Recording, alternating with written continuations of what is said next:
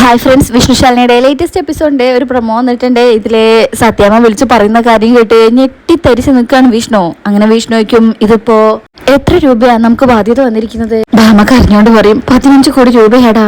ഇത്രയും വലിയൊരു എമൗണ്ട് കേൾക്കുമ്പോ വിഷ്ണു ഞെട്ടിപ്പോവാ. 15 കോടിയോ എന്നിങ്ങനെ ഞെട്ടിലോടെ പറയുന്നുണ്ട്. അതിനുശേഷം പിന്നീട് കാണിക്കുന്നത് സത്യാമ്മയുടെ വീട്ടിലെല്ലാരും ടെൻഷനിലാണല്ലോ. രോഹിത് വരുമ്പോ രോഹിത്തിനോട് ഇക്കാര്യം പറയണേ. ഇപ്പൊ രോഹിത് സുസ്മിതയുടെയും ചന്ദ്രബോസിന്റെയും ഭാഗത്താണല്ലോ.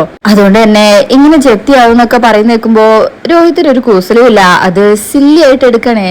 അങ്ങനെ എന്തൊക്കെയോ തർക്കത്തിലായിട്ട് സംസാരിക്കുന്നുണ്ടെന്ന് തോന്നുന്നു. രാഘവൻ നായര് ദേഷ്യത്തോടു കൂടി വാക്കിംഗ് സ്റ്റിക്ക് ഒക്കെ അവിടെ ഇട്ട് രോഹിത്തിനെ ഒരൊറ്റ തല്ലു കൊടുക്ക.